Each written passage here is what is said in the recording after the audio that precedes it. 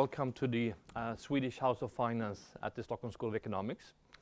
And today we are here to listen to Bridget Majan about her research, and there will be a little bit of a award ceremony at the end. My name is Magnus Dahlqvist. I'm a professor at the Stockholm School of Economics and part of the faculty here at the Swedish House of Finance. Before we start with the actual talk, I think we could engage you a little bit and ask you to answer a few questions. And so if you have your smartphone, you may want to go to the website, which says www.menti.com.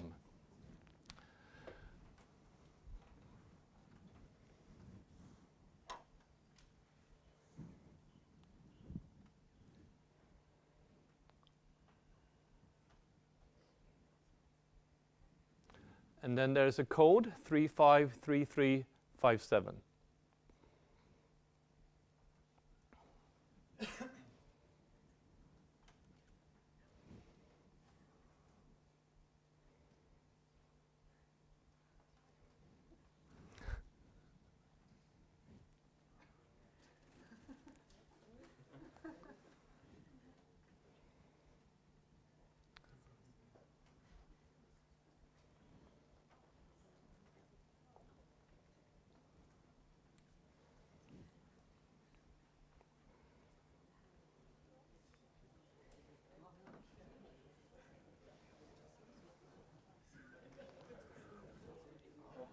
I'll give it a minute before I turn page. So the question is obviously about in your so-called PPM savings or the premium pension system, whether you have been active or passive, meaning that you have either stayed in the default fund or you have opted out.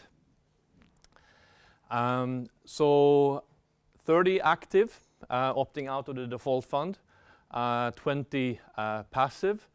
It's not too far from what I think happened in the beginning, but let's move to the second question. So the question now is, if you have been active in the PPM system, opting out of the default fund, how many times have you changed your fund allocations since the start, or since you've been active in the system?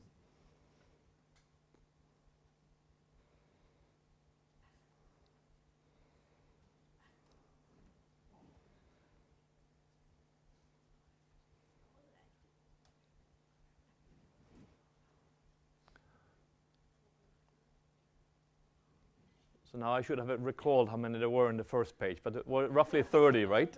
30, and 4 has not been active since. 15 have been active a few times, and 6 have been active 6 to 10 times, and there are 5 in the room that have been making more than 10 changes, or active 10 times since the launch. Let's switch gears a little bit and go to the third question.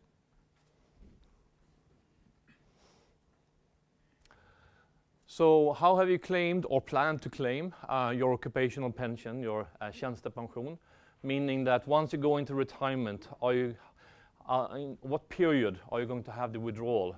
For a 5-year, 10-year, or lifelong withdrawal?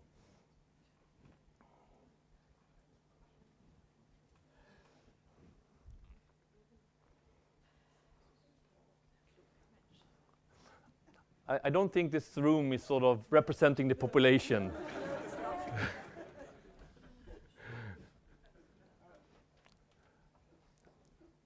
And then we have one more question for you. Let's go to question 4.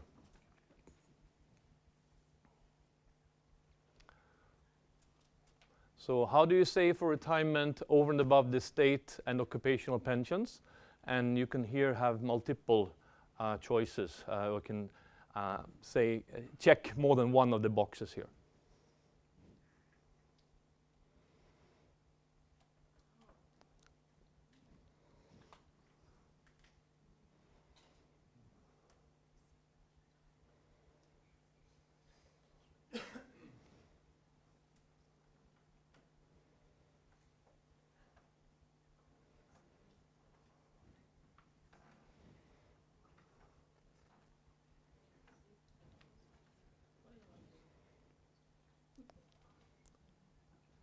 A few do not save. Then it seems to be that either having a fund account or fond depot together with the investment savings account seem to have a bit more of the numbers here, but also capital insurance and the so-called tradliv, the Swedish traditional life insurance. I didn't know how to translate that, but I think we all understand what we mean. And then there are 21 others. I can probably put my ball there instead of saying, oh, I have a house and real estate. So maybe you have done that too. So what's the purpose of this? I don't want to engage you, but what the seminar is going to be is about savings outcome and the architecture of the choices and how to think about behavior in behavioral finance and the savings outcome. So with this introduction, it's my great pleasure to introduce today's speaker, Bridget Madian. She's Dean and Professor at the Brigham Young University, Marriott School of Business. Before moving to Brigham Young University, she served on the faculties at Chicago, at the Wharton School, Harvard, and Harvard Kennedy School. And she has written extensively in the fields of behavioral economics and health economics. And her current work focuses on household savings and investment behavior.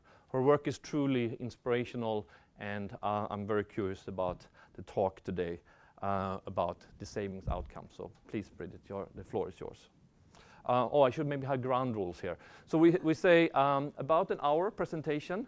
We can take clarifying questions, but we leave room for more extensive questions afterwards. We can have a Q&A then.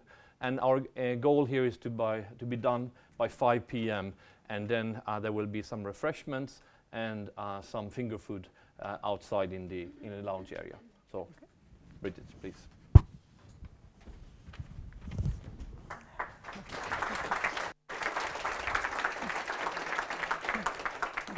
Thank you. So I'm going to give a broad overview of at least how I think about the relationship between behavioral economics and retirement savings outcomes, drawing both on my own research and on the research of other people who have contributed in this area.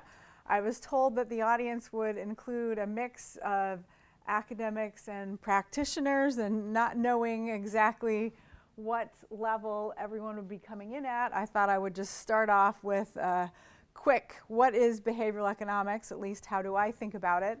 So this slide right here has a dictionary-like definition. I actually made this up. This is not from a dictionary. Behavioral economics incorporates insights from economics and other behaviorally oriented disciplines, including psychology, sociology, anthropology, and cognitive neuroscience, to enrich standard economic models in ways that improve our ability to understand and predict human behavior, market outcomes, and public policy. So when I teach a course on behavioral economics, this is what I tell the students behavioral economics is. They don't really resonate with this. They resonate with this. What is behavioral economics? Well, if we're going to define behavioral economics, sometimes it helps to benchmark things. So the benchmark that they resonate with is traditional economic models assume that everyone is like Mr. Spock in Star Trek. Some of you are probably familiar with Mr. Spock. Very rational, calculates the costs and the benefits, understands probabilities, never gets anything wrong, is not swayed by emotions. And behavioral economics is, we are more like Homer Simpson. And we make mistakes, and we get confused, and we don't pay attention, and we forget things, and we bumble through life, and somehow we make it, but we make a lot of mistakes along the way. So behavioral economics is just acknowledging that there are people in the world like Homer Simpson, and maybe some of you are like Homer Simpson, maybe some of you are married to someone like Homer Simpson. So the question is, how do we think about important economic outcomes like being financially prepared for retirement if we're dealing with the Homer Simpsons and the Mr. Spocks in the world? Another way of thinking about the difference between Mr. Spock and Homer Simpson is to look at how these two individuals might approach simple decisions. So we're going to start off with a really simple decision that even Homer Simpson could get right. So which of these two green horizontal lines is longer? This is not a trick question. Just trying to warm you up. The top line. The top line is clearly longer. Okay, good. Very good. Not a trick question. Okay, now I'm going to make it more complicated, okay? And you will, I think most of you will have seen this before. Now, which horizontal line is longer? Okay, so like I said, I think many of you have probably seen this, so you know the answer. But which horizontal line looks longer? Most people would say the bottom horizontal line looks longer. Now, I think many of you know that the correct answer is that these two horizontal lines are exactly the same length. And this is, thank you to the copy and paste feature. I can verify they are exactly the same length. Why then, when you first look at this version, do you look at it and say, well, the bottom line looks like it's longer? And the reason is because there's a lot of extra information in this picture that is not relevant to answering the question, which horizontal line is longer? And this extra information, which in this chart are the diagonal lines pointing out at different directions, that extra information, while not relevant to assessing which horizontal line is longer, impacts your assessment of which line is longer. And Mr. Spock is really good at filtering out the extraneous information. He can ignore it and correctly answer the question. And Homer Simpson is not so good at figuring out what information is relevant to answering the question. And he looks at it and he says, the bottom line looks like it's longer. It's not that the Homer Spocks or the Mr. Spocks and the Homer Simpsons, it's not a right versus wrong. I don't want anyone to come away thinking that Mr. Spock is a better way to be in the world. I'm just asserting these are two different ways of being in the world. And in some cases, it might be useful to be able to call upon your gut reaction. If there's a lion in the corner of the room, I think I'd rather have Homer Simpson look at the lion and rush out of the room than have Mr. Spock look at the lion and try to calculate the weight of the lion and the likely trajectory of the lion and figure out how quickly in which direction he needs to run, which might give you a more mathematically correct answer, but might not get you the answer soon enough. So these are different ways of being in the world, not right or wrong, but what are the implications of having Homer Simpsons in the world for thinking about retirement savings outcomes? And what I'm going to focus on, I'm going to focus today on choice architecture and how that impacts the decision outcomes of people like Homer Simpson. And the reason that Homer Simpsons have a hard time with things like saving for retirement is, first of all, it's a complicated problem. So oftentimes there are many choices to make if you're trying to engage in a long-term savings decision. There are many options to choose from. So in the premium pension, there are hundreds of investment options to choose from. And there's a lot of uncertainty about the future. And we as humans do notoriously poorly at dealing with probabilities. And uncertainty is basically saying there are probabilities that things will and won't happen in the future, and we don't do a very good job with those. So the problem is difficult for even the smartest and best trained people. And then if you layer on top of that we've got many individuals who have limited financial literacy, and I'm sure that Anna Maria Lusardi talked extensively about this a couple of years ago when she won the Skandia Award. And then there are limits to learning from experience. So we learn a lot by making mistakes, figuring out what we did wrong, and then not repeating those mistakes when we make the same decision again in the future.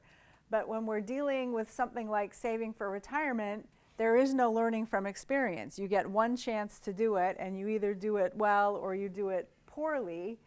But in that type of a context, we shouldn't expect that lots of people are going to get it right because we learn from experience. And you can't do that in this context.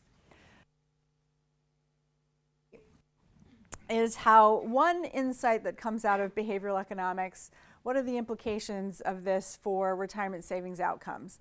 So one of the implications that comes out of a behavioral economics framework is that there are policy tools that impact behavior that wouldn't impact the Mr. Spocks of the world. And one of these is choice architecture. So what do I mean by choice architecture? So the definition I'm going to use is choice architecture is the design of the environment and context in which choices are made. So just like a building, a physical space is the result of some architectural decisions about where to locate the doors and where to locate the stairs and how big the hallways are and the offices are and the restrooms and how things are connected.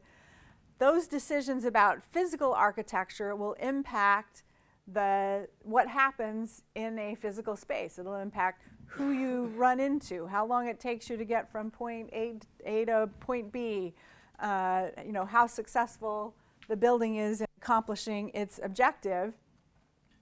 And this is true in a choice environment as well. So when you are making decisions, there is an environment in which you are making those decisions, and the design of that environment will have an impact on the choices that are actually made. So what are some elements of choice architecture? What's the equivalent of where to put the door and where to put the staircase and where to locate the restroom? So one is, what's the process around making a choice? And I will give you some examples of this and what the research shows us.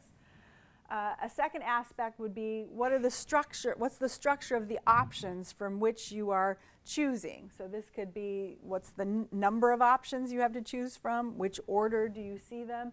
How are they described to you? What's the timing of the choice? When are you actually making the choice? How often are you making the choice? And then what's the location of the choice? And in some contexts, that might actually matter. So these are all elements of choice architecture. These are not the only elements of choice architecture, but if I time things correctly, I'll give you at least a few examples from most of these here today.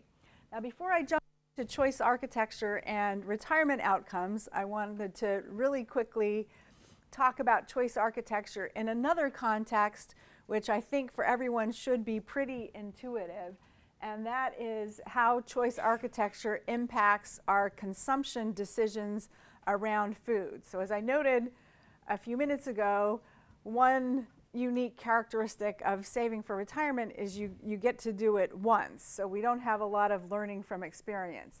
If we're talking about food, we've got a lot of learning from experience. So you've all been eating 3 plus or minus meals a day for the last, judging by the people in this room, 2 to 6 or 7 decades. So you've got a lot of experience with eating. So this is a domain where you should know how to get it right.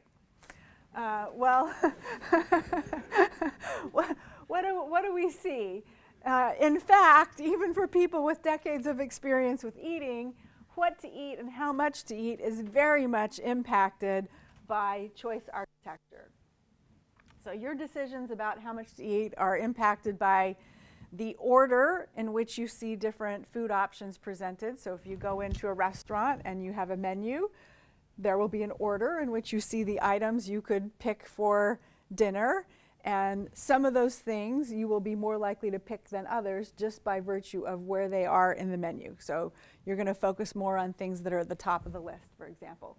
Or in a cafeteria line, you're going to be more likely to pick what's at the beginning of the cafeteria line. You will serve more for yourself if it's in a large serving bowl than if it's in a small serving bowl. You will also serve more if you're serving yourself onto a large plate than if you're serving your food onto a small plate, which is why when doctors are counseling patients who need to lose weight, one piece of advice will be use a smaller plate or a smaller bowl when you're eating. You will eat more if you have a greater variety of foods to choose from. So it's amazing that in Sweden, the country of the smorgasbord, everyone is not overweight. And you will eat more if the food you're eating has an evocative description attached to it. So you will eat more farm fresh green beans than you will eat of just plain beans, for example. So these are all examples of how choice architecture, elements of choice architecture, impact your everyday decisions about how much to eat. And remember, this is a domain where you have lots of expertise. So how does choice architecture impact outcomes when it comes to retirement savings? So the first element of choice architecture I mentioned was the process around choice. So what are some examples of the process around making a choice? So one example, which Magnus asked about in one of the little Mentimeter questions at the beginning, is what is the default option? So in the premium pension, he was asking about the default investment option. I'm going to show you some data, not on the investment side, but the default about whether or not you're saving in the first place. So with the premium pension in Sweden, there is not a choice. Everyone who is working is contributing to that plan. But in some cases, you might have a choice whether or not to be saving. So does it matter whether the default is if I do nothing, I'm saving nothing, versus if the default is if I do nothing, I'm saving something. So if I do nothing, I will be saving unless I take an action not to save. And the answer is that has a huge impact on savings outcomes. So even if I can be saving or not saving in either one of these approaches, the default outcome has a huge impact on savings outcomes. So in my early research on this in the United States, I found that moving from this regime, if you do nothing, you're saving nothing, to this regime, if you do nothing, you're saving something, increases the fraction of people who are saving by 28 percentage points. So that's a huge impact. And you might say, okay, well, how generalizable is that result? And what I want to convince you of is it's actually pretty generalizable.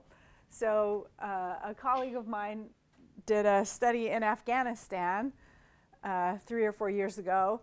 I think it would be hard to find a country more different from the US than Afghanistan in terms of institutions and economic development and a whole host of other things. And in Afghanistan, he found a 33 percentage point effect. The UK rolled out pension reform starting in 2012, between 2012 and 2017, which requires employers to move from an opt-in regime to an opt-out regime. And they've seen their savings plan participation rate at a national level go up by 31 percentage points. So this is a pretty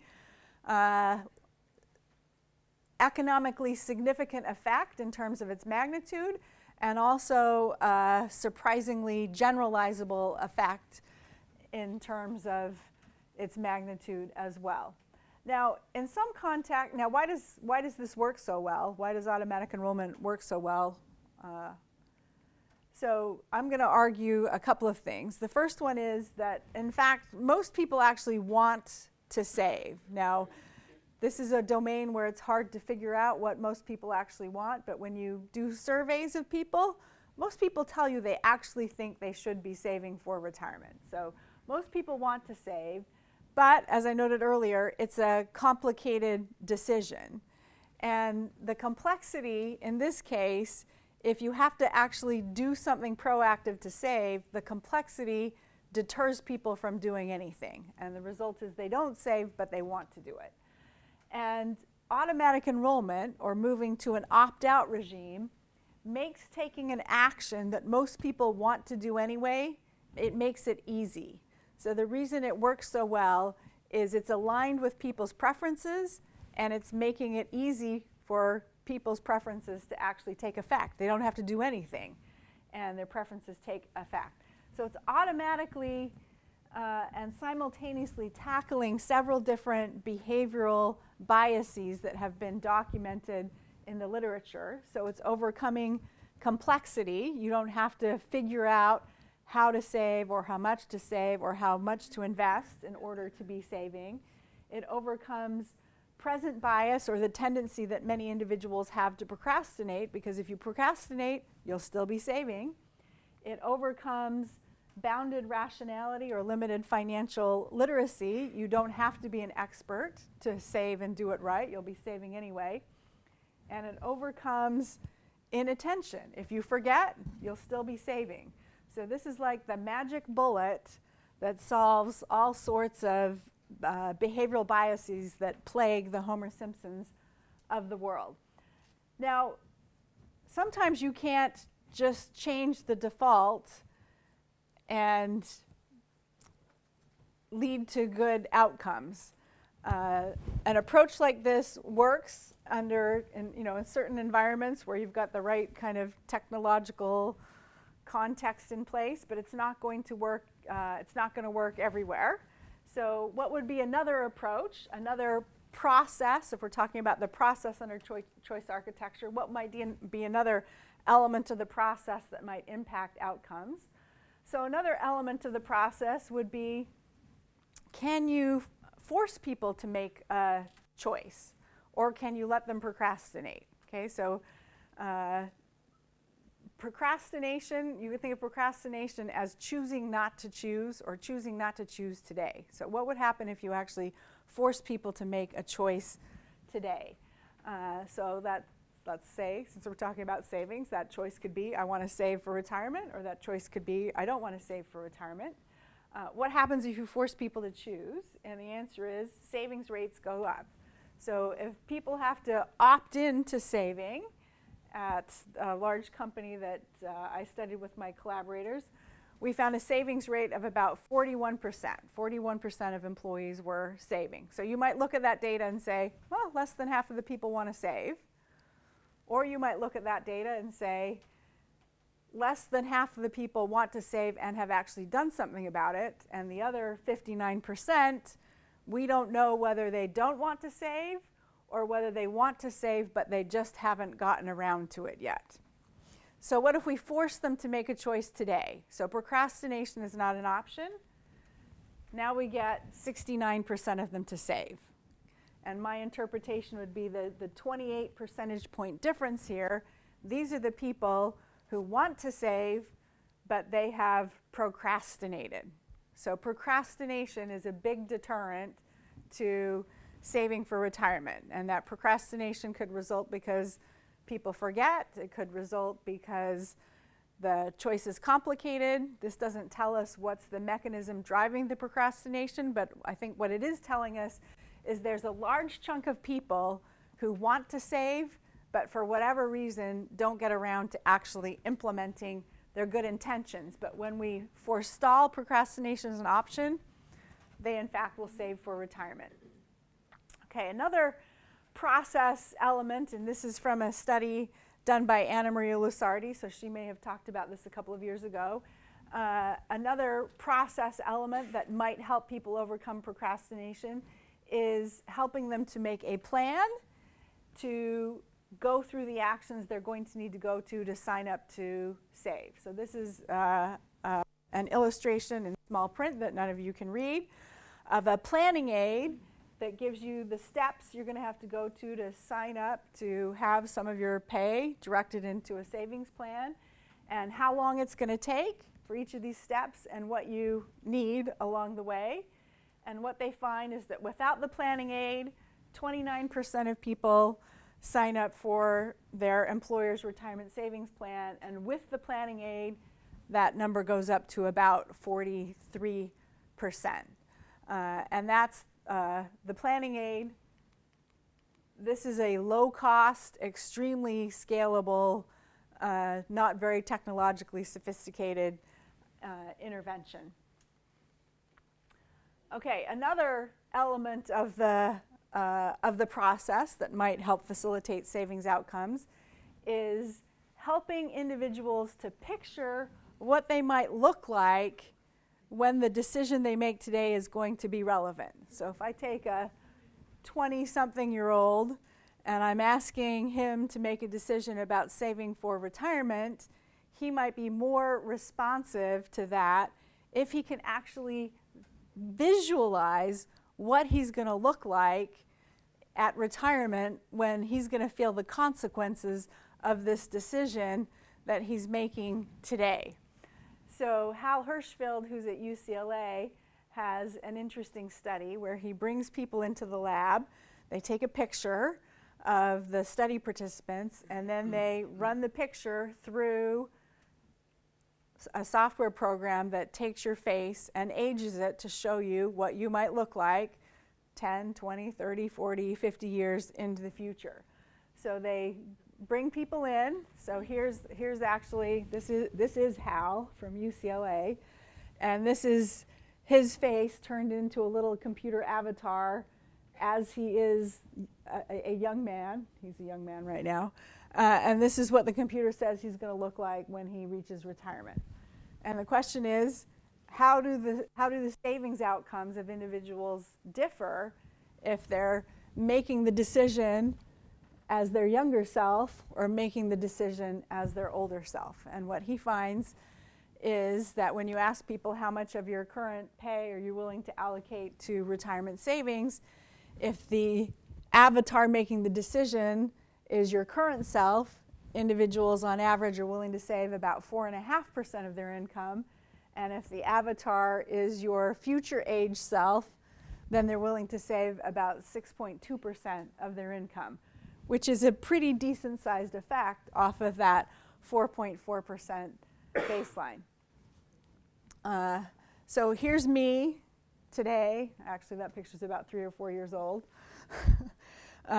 So just to show you how this works, I ran my picture through the Aging Booth app, which you can download after this talk is over, to your phone.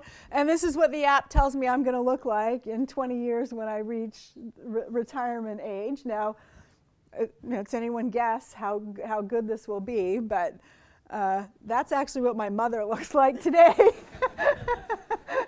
So basically, it's telling me that I'm going to look just like my mother when I hit retirement age. So I think the app must be doing something not too crazy.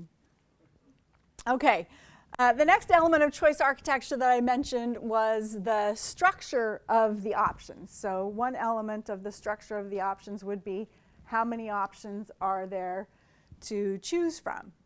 And this is certainly relevant for thinking about investment in a retirement savings context. So as the number of investment options goes up, what happens? So one thing that happens is individuals procrastinate. So this is data from a large asset management firm in the US that administers savings plans for thousands of employers. And this chart shows the relationship between the number of funds that are in the investment menu chosen by the companies that hire this firm to administer their plans and the fraction of employees who are participating in the plan. And what you can see is there's a negative relationship. Each additional 10 funds in the investment menu is associated with a participation rate that's about 2 percentage points lower. And the interpretation that I would argue for this data is that if you add more options to the menu, the choice becomes more complicated. And part of the decision to sign up to save is you have to choose an investment allocation. As the investment choice becomes more complicated, what do?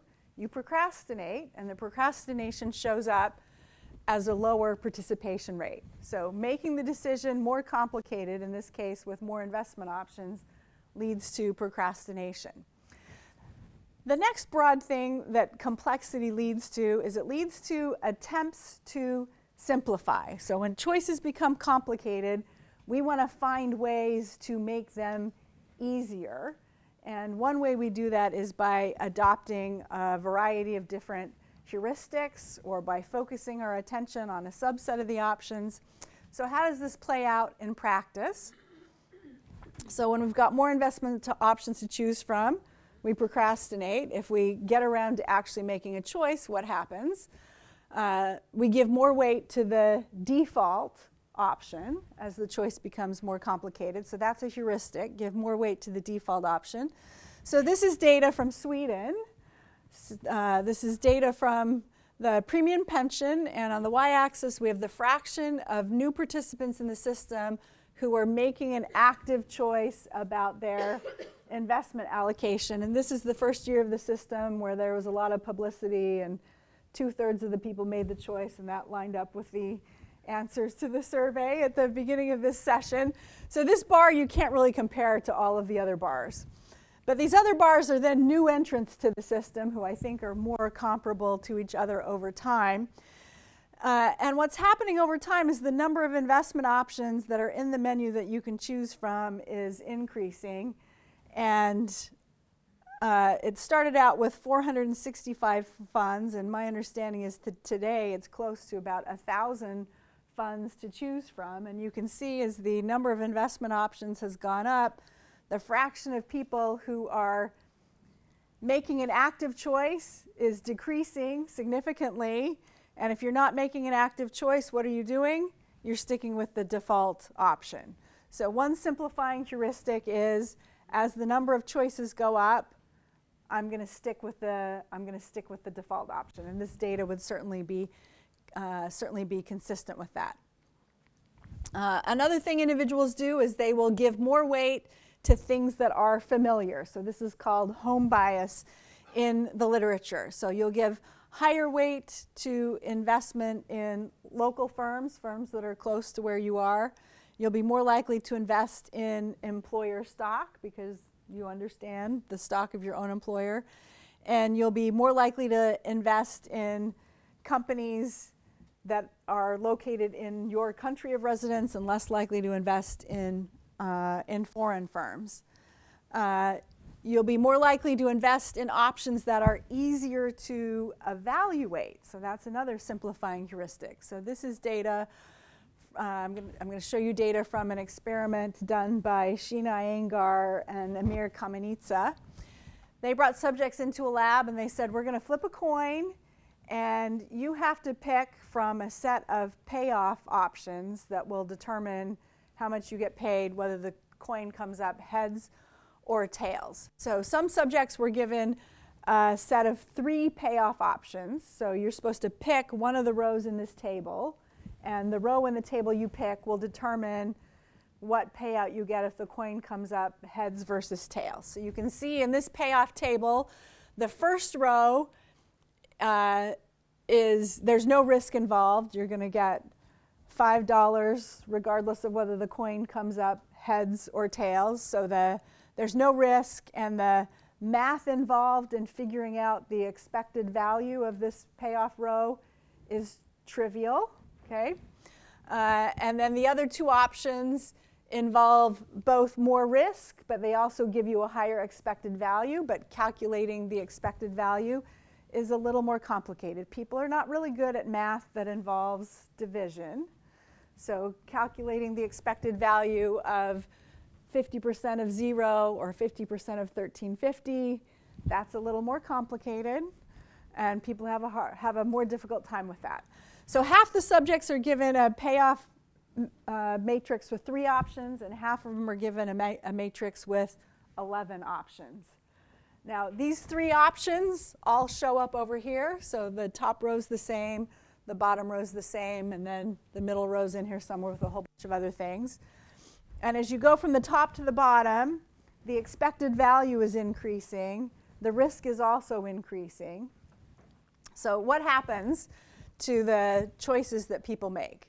So what they find is that when the simple option is the least risky option, which is true in both of these tables, if you have 3 options in the choice set, most people are willing to take some risk. Most people are willing to go for the higher expected value and take some risk, and only about 16% choose the low risk simple option that's easy to figure out.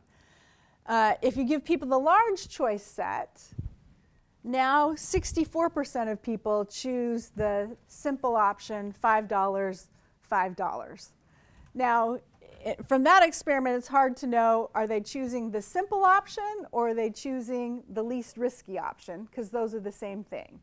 So they run a different version of the experiment where they roll a dice and the payoff is determined by what comes up on the dice. So the first row up here, if it's a 1, 2, or 3, you get nothing.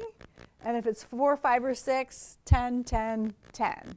So this is now extremely risky. It's all or nothing. But the math is not that difficult. The expected value is pretty easy to calculate relative to, say, the third row here, which has a lower expected value and also has less risk involved.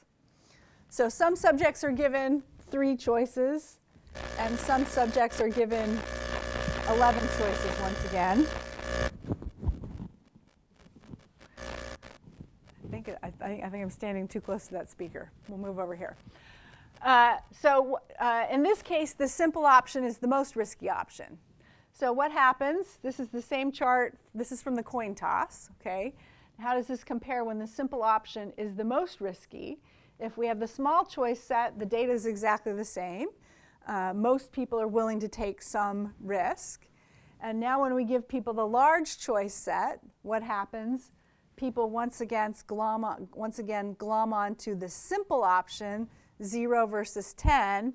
But in this case, the simple option is the most risky option.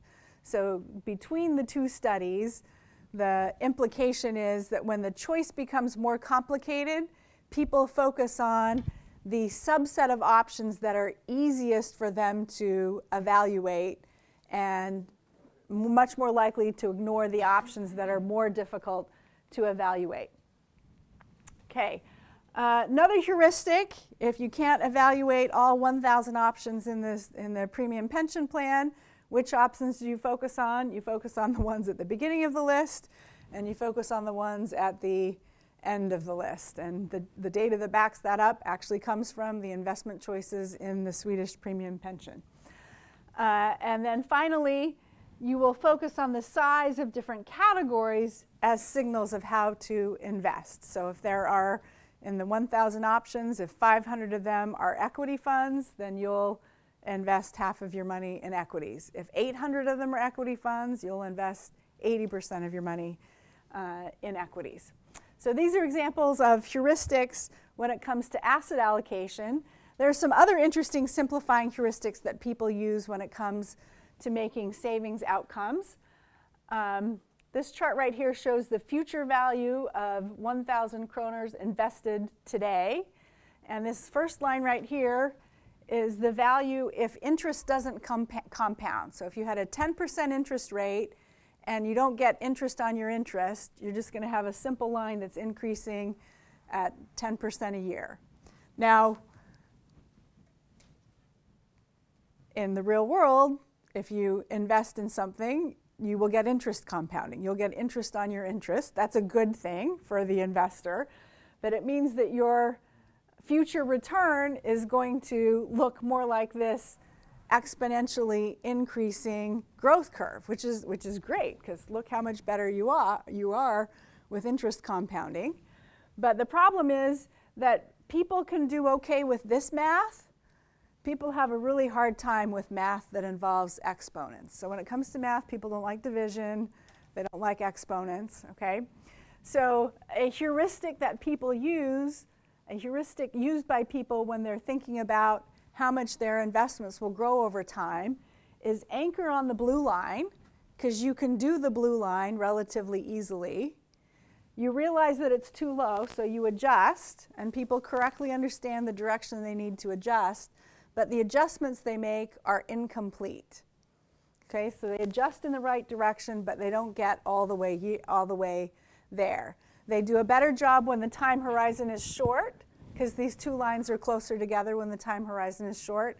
And they do a better job when the interest rate is low, because those 2 lines are also closer together when the interest rate is low. So this heuristic, anchor on the blue line and adjust away, works pretty well in some circumstances and works much less well in other circumstances. Another heuristic that we see when we're looking at how much people decide to save is that they don't evaluate all of the potential options in terms of how much of your income could you save. They focus on multiples of 5.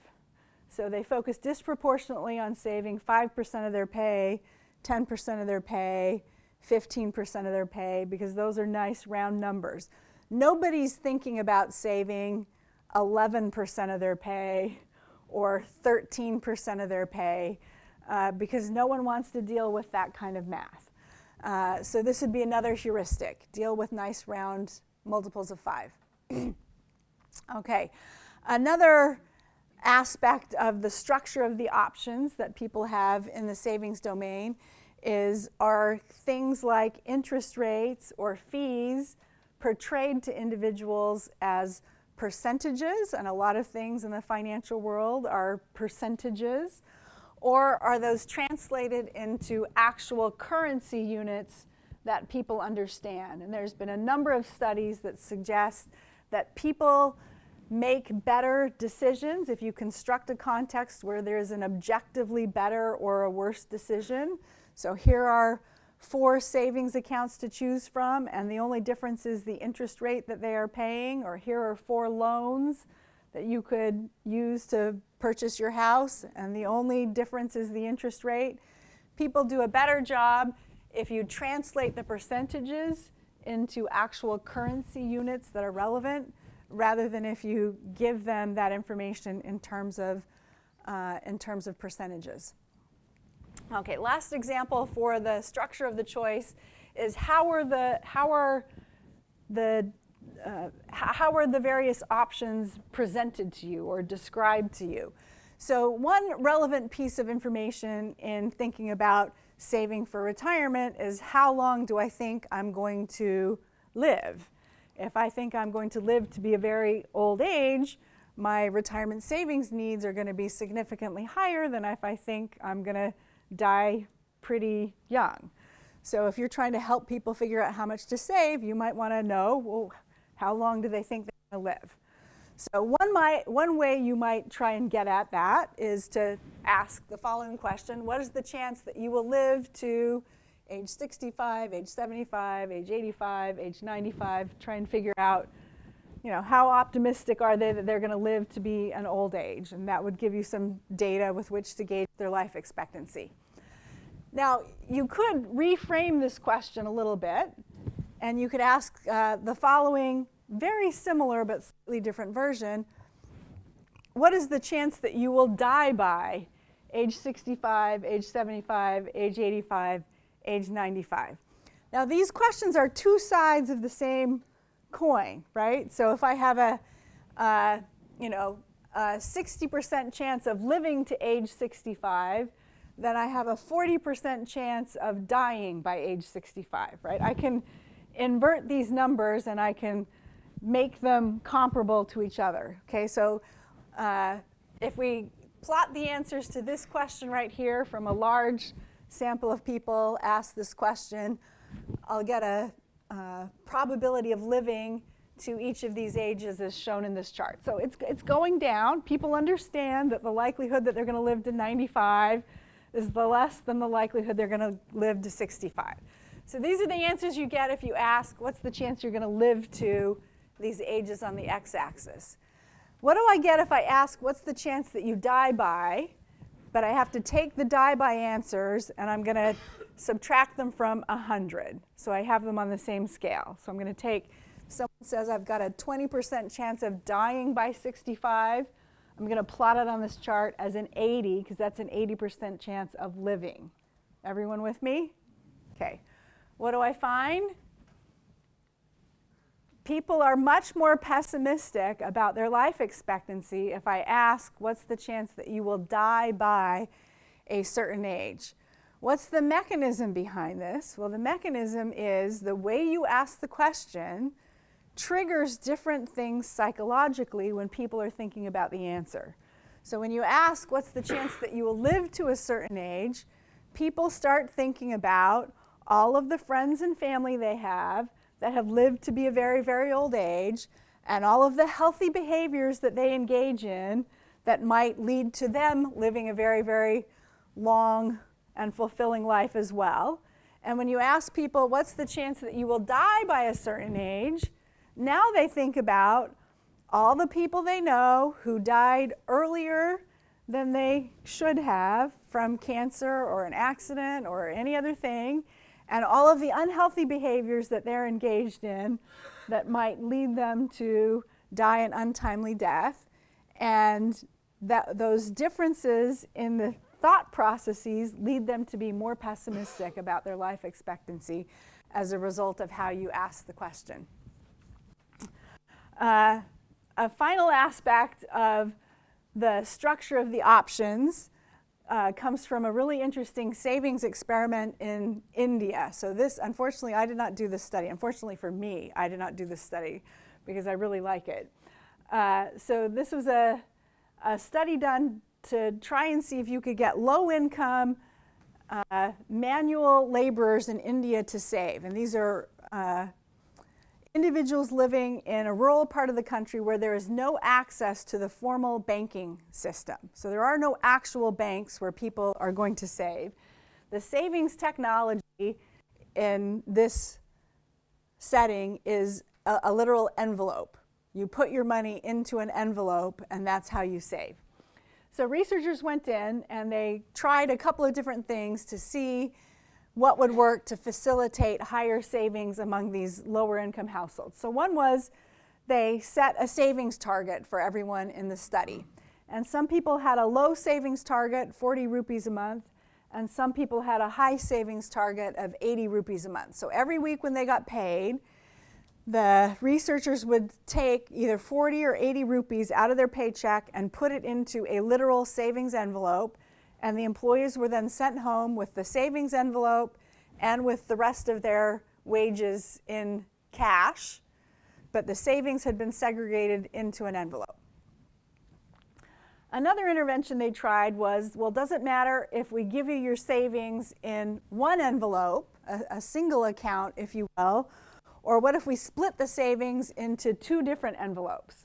So if you had, let's say, a savings target of 80 rupees every week, we could give you one envelope with 80 rupees in it, or we could give you two envelopes, each that have 40 rupees in it. Same amount saved, it's just a question of how many envelopes do we put it into. So think of this experiment as having 4 different cells. Some people have a low savings target in one envelope. Some people have a high savings target in one envelope. Some people have a low target in 2 envelopes. And some people have a have a high target in 2 envelopes. So what works to help people save? So you might think, well, the low versus high, given everything I've just talked about, maybe having a higher default savings rate will lead to more saving. In fact, in this particular study, having a high target led to a tiny incremental additional amount of savings, which in a statistical sense was not significant. How about 1 versus 2 envelopes? Well, the average savings over a several week period for those with 1 envelope was 241 rupees, and the average savings for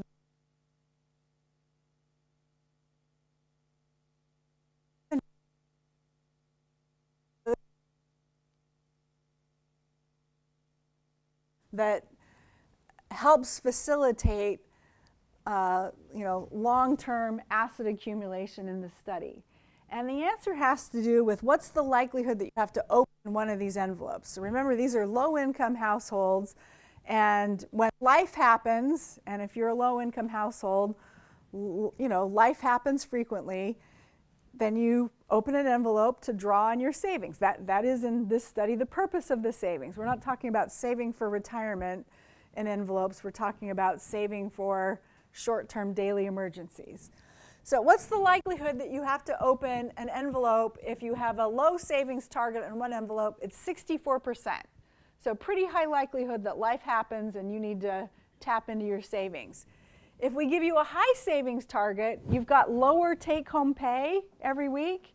So in fact, the likelihood that you have to tap into your envelope is much higher, 84%. Now what happens if we parcel your saving into 2 envelopes? The likelihood that you have to open the first envelope is virtually identical. Okay, so life happens at the same frequency whether you've got one envelope or two envelopes. The difference is if your savings is parceled into two envelopes, the likelihood that you open the second envelope is much, much lower.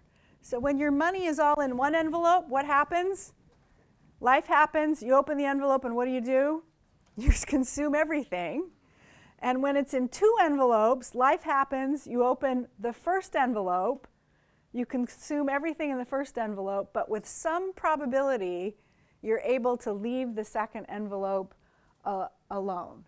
I'm actually working with some colleagues and collaborating with Nest in the UK to pilot a savings intervention that connects saving for retirement with saving for a rainy day to try to exploit this finding right here in practice. Does helping people save for a rainy day, giving them a second envelope, allow them to leave their quote-unquote retirement savings off limits?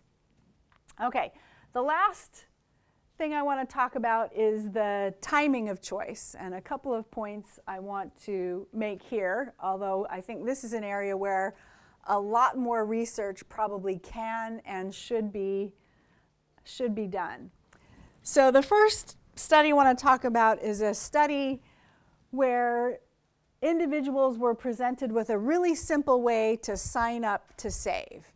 So they could sign up to save by checking a box. If they checked the box, they would be enrolled at a default contribution rate, 5% of pay, put into a default asset allocation. They could choose a different contribution rate. They could choose a different asset allocation if they wanted. But this is just a way to simplify the how do I get started saving process. If I check the box, I will be saving. And the company that was doing this for their employees, they sent out this simple form once a year. So what I want you to focus on is the timing of when this form is sent out. So if we take employees who aren't saving at all, so we start over here. The sample is you're at time 0 and you're saving 0. Those are the people who get sent this intervention. And we look at employees over time before the company starts sending these forms out.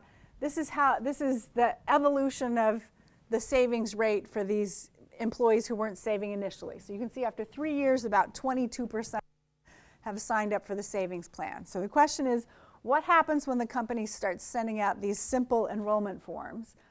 And you can see exactly when the enrollment forms are mailed to the employees. And you send them once, and you get about a 12% increase in savings plan participation. And 12 months later, you send it out again, and you get another 10% increase in savings plan participation. And you send it again 2 years later, and you get an 8 or 9% increase in savings plan participation.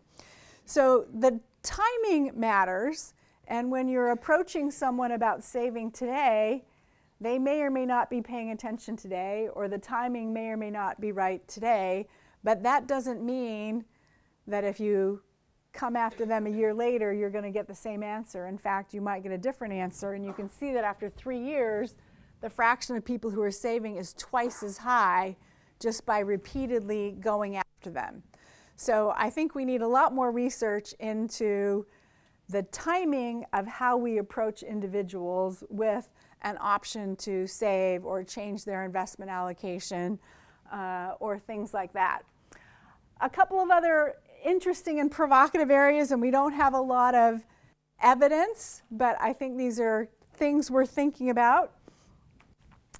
Katie Milkman, who's a co-author of mine at the University of Pennsylvania, she's done some research on what she calls fresh start moments. So fresh start moments are moments in time when you give yourself license to be a better person and do things differently. So a good example of a fresh start moment in many countries and cultures would be at the beginning of a new calendar year when you have a lot of good intentions to exercise more and eat more healthy and save more and treat your spouse and your kids better and finish that home improvement project you started on 2 or 3 years ago. So that would be a fresh start moment. Another fresh start moment might be a milestone birthday, turning 30 or 40 or 50. Another fresh start moment might be changing a job or moving locations or a life event like getting married or having kids. And these are opportunities when we give ourselves license to do things differently and be better. So the idea would be if you approach people about saving more for retirement, are they more receptive to that if you do it in conjunction with one of these fresh start moments versus just doing it at some random time year?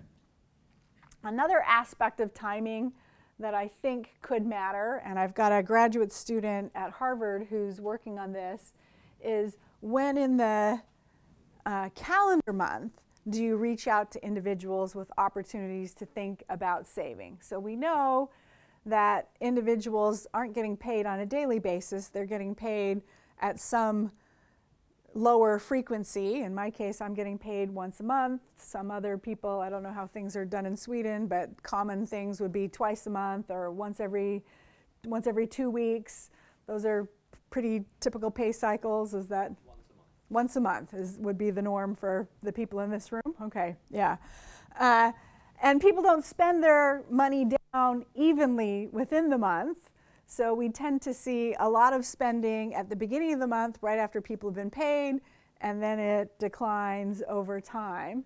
So what my PhD student is working on is a project where people are approached about an opportunity to save, and she's trying to see, does it matter how, when in the month that happens relative to whether they're flush with cash or whether they're not flush with cash. So are people more likely to think that saving is a good idea when they've got a lot of money today and it's financially easier for them to think about saving? Are they more likely to be responsive if it's at the end of the month when they're running out of money and they might not be in a position to save? What about if you ask them at the end of the month, but they're not making a decision to save today, but to start doing it next month after they get paid, because today they're feeling the pain of not having saved anything, of having spent too much money?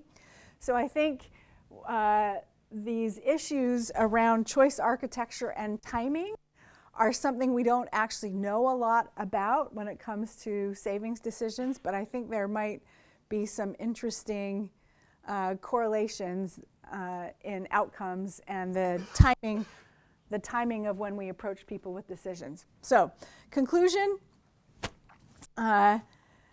behavioral factors matter a lot for financial decision making, and retirement savings is one domain where those behavioral factors matter, and they are substantively important because they're large in magnitude, potentially large in magnitude, and people don't have the opportunity to redo their decisions in the same way as they do in some other domains. And choice architecture is a powerful tool that can be used to influence outcomes for individuals, and depending on whether the choice architecture works in their behavior, works in their favor, or it works against them, it can be used to facilitate better outcomes, or it can be used to hinder better outcomes. So I'm going to leave you all with a plea to go back in your respective domains and think about how you can be a better choice architect and facilitate better decision making by yourself and by those who are around you in whatever your span of control is. And with that, I will open it up for questions.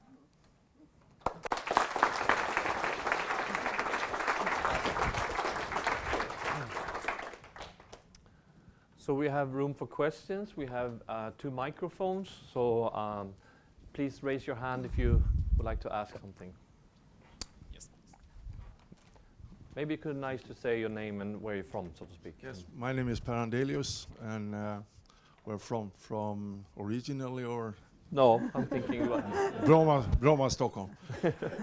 I wonder if well, thanks for a very interesting speech.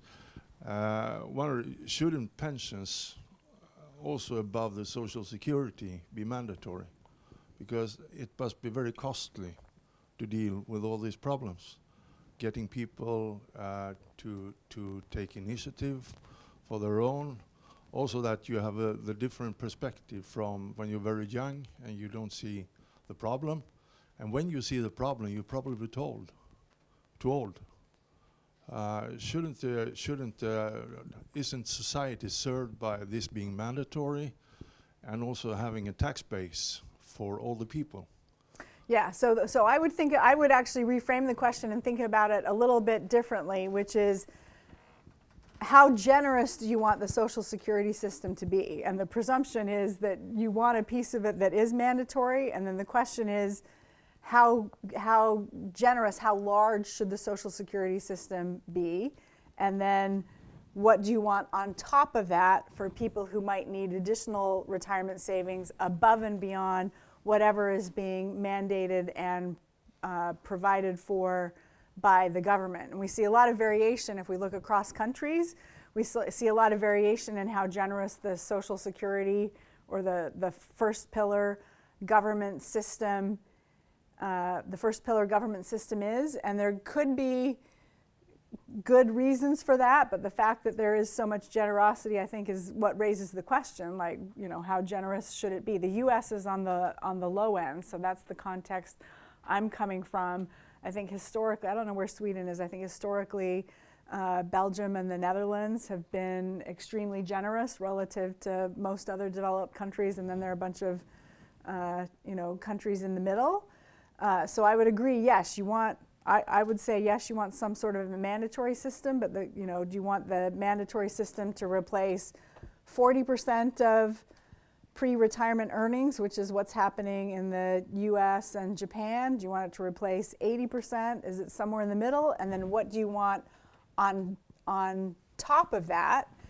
Do you want a system where people have access to their money before retirement or not? Should it be a defined contribution system? And that's another set of questions. So I actually have a paper, a theoretical paper, on the framing question is, how much liquidity do you want in a retirement system? And what we find in that paper is you want one piece of the system that's very completely illiquid, so think of that as the first pillar. So the savings is happening for you automatically, and you cannot tap into it before retirement at all, so completely illiquid. And then you want a piece on top of it that has a moderate but fairly costly amount of liquidity. So for most people, it'll be there and it'll be left alone. And then you might have a third piece on top of that, which is actually fairly liquid. So people who find out they're going to die early can tap into it while they're younger, or people who have a extremely negative shock, they lose their job or they're disabled or something, can access it. But that's a much smaller piece of the system. So that's kind of how I think about it. But I think it's a question where we could use a lot more research. More questions? So over here. To what extent do you think that the current or extension of the pension system will affect how much millennials opt in to save for themselves in other plans? So what's the substitutability between, say, the government system and... Yeah, that currently looks very overextended for millennials, and more money has been pledged than looks feasible to fill. Yeah. So that's a problem in many countries. And my own research and that of some others, but not all others, would suggest that people don't do a great job at integrating across multiple accounts. So think of the government system as one mental account, and then think of what you could do on your own as a different mental account. People do not do a good job of integrating into a holistic picture, which suggests that the fact that the government systems have made more promises that they can make good on, that in and of itself is not going to motivate a lot of additional savings if that additional savings requires proactive behavior on the part of individuals. The underfunding could motivate intermediaries to set up systems that make it easy for millennials to save more, and those could work fairly well if they're set up in an effective manner. You know, so if you've got an employer or a union who's stepping in and saying, let's make it automatic for you to save, then that could step in and fill the gap. That's my opinion. Yeah. A question over here, so wait for the microphone and maybe name and firm and or university. Okay. Stefan Engström is my name, and I'm a previous PhD student from Stockholm School of Economics.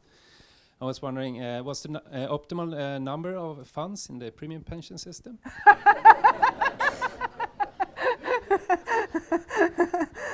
That is a dangerous question. So first of all, let me say I'm pretty sure it's not 1,000. So I haven't done research to try and answer that question. The people who I think have tried to answer that question, the finding in the literature is that like 8 to 10 funds pretty much gives you a reasonable span of the risk-return trade-offs that most people would be interested in, and is probably going to give you way more economies of scale than having 1,000 really tiny funds, none of which have very much money in them. So I think you could go swing all the way down to a dramatically different end. That's my opinion. There's a big debate going on right now. Let's put it that way. Questions, Paolo? Thanks, Bridget. Thanks a lot for the fantastic presentation. Is it fair to say that most of these behavioral biases are going towards making us save less than we should? And so maybe one way to think, building up on previous question about mandatory systems, is that you should have a quite high saving rate, but then you have the option to actually withdraw from it. And this kind of connects to your idea of more liquid, less liquid, and completely liquid saving in pension. That's maybe like a conclusion we can draw from your presentation. Yeah, I think I would tend to agree with that in the absence of some sort of intervention, that most people would likely be saving much too little to set them up for a retirement that doesn't involve the government actually supporting them. And that's the reason why governments want to encourage saving at a younger age, because if they can, it's less expensive to get people to save today and provide for themselves in retirement than for the government to have to raise tax revenue and do it when individuals get older. But I mean, everything about the retirement savings decision kind of moves in the direction of making it something that individuals are going to be unlikely to do well and do in a timely fashion. So it's you know, a long point in the future. So present bias is going to lead you to save too little. There's a lot of uncertainty. That means people are going to get it wrong. There's no learning from experience, which means people are going to get it wrong. There's lots of options and it's complicated, which is going to compound procrastination, and people are going to get it wrong. There aren't a lot of factors going in the direction of people getting it right and or doing too much of it. Okay, I'm going to say something that I have had to say many, many times in my capacity as a dean over the last 10 months, which is I've now taken questions from, I think, 5 men in the room. And we have a lot of women in the room, and I would like the women to be a part of the conversation as well. And sometimes they need to be invited. So I'm going to invite.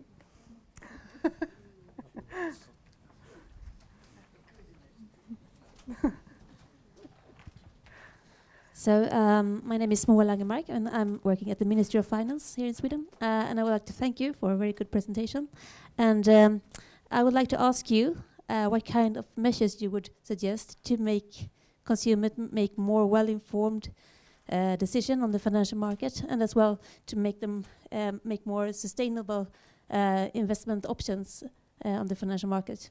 Thank you. And by sustainable, do you mean Green finance, environmentally friendly? Well, yes, thank you. so I'm going to take your questions in reverse order. If you want more green investments, by far the most effective tool is to make a sustainable investment option the default investment option. Because if it's the default, you'll get a lot of money in it. In fact, if the default fund of the Swedish premium pension was a green option, it would attract 99% of all of the new investments of new participants going in. So that's the single most effective. Absent doing that, how do you try and communicate to people why this might be important? So I showed you the study on showing individuals what they will look like when they're older and how that impacts savings rates. A variant of that study that a PhD student at Harvard that I had a couple of years ago was working on was trying to get people to think about what the world is going to be like in the future for their children.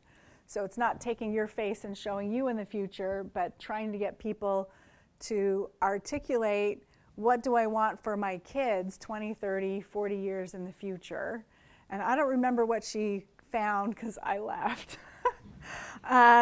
But what the presumption was that if you could get people to engage in that exercise, they would actually be more interested in environmentally sustainable options.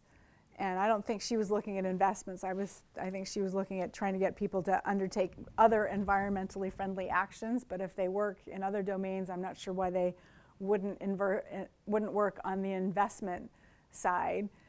I think the other strategy would be to think about, are there moments in time when people are going to be more receptive to investing in green funds than at other moments in time? So David Robinson was just telling me about a study that he's doing with his colleague here in Sweden, showing that people are more interested in investing in green funds in a year when there have been a lot of weather shocks, positive or negative weather shocks. You could also think about,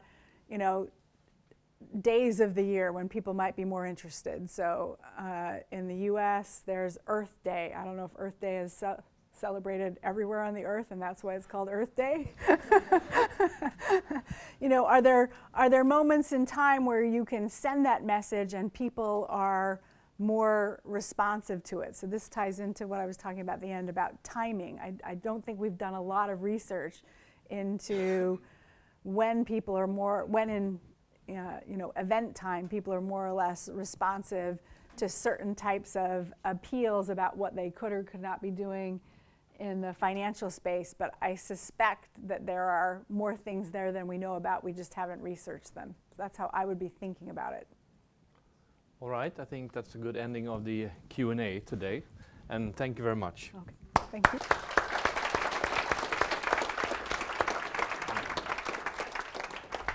And with that, I ask Kajsa Lindstål, who is the chairman of the Thule Foundation, to also enter the stage. Let me see.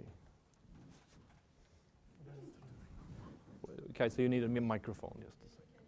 Yes, it's because of the recordings here. Here we go. So the time has come for the award ceremony, and for me to formally congratulate you to this award. But first I would like to say just some very short words about the Thule Foundation. Thule was founded in 2011 and with the task to transform Skandia, the life insurance Skandia, to a mutual company. And that was completed in 2014, and since several years now the foundation is a pure research foundation. And I'll read it for you. And and in order to increase knowledge on how long-term savings contribute to a sustainable society, the Thule Foundation at Skandia supports research in the area. The foundation provides graduate and postgraduate scholarships, master and bachelor thesis awards, and in the present case, a research prize for outstanding researches. And the background of today's prize is the sad fact that the number of old people as part of the population in Western countries is steadily increasing, and focus on retirement issues is therefore very important and has increased during the last years. Households' consumptions and savings behavior around retirement have important implications for the society as a whole, and naturally for Skandia as a life insurance company. And your research has deepened the insight in how households behave, or rather how they actually behave, contrary to the fact how they ought to behave if they were enlightened and rational. So this is a very this is a necessary knowledge for governments and companies designing retirement and savings policies. And a very recent example is the proposal 2 days ago on the premium pension part of the social security system in Sweden, where there were several references to behavioral economics and what we could learn from the research in order to improve the present system. So now I'll read the formal award. Brigitte Madrian, Dean and Marriott Distinguished Professor in the Brigham Young University Marriott School of Business, is the receiver of Skandia's 2019 Research Award on long-term savings. She receives this award for her relevant contributions to banking, insurance, and financial services. And this award is not only nice words. We will also transfer 10,000 euro to your account later on. And today we want to hand out this diploma signed by the board of the Tudor Foundation. And warm congratulations. Thank you.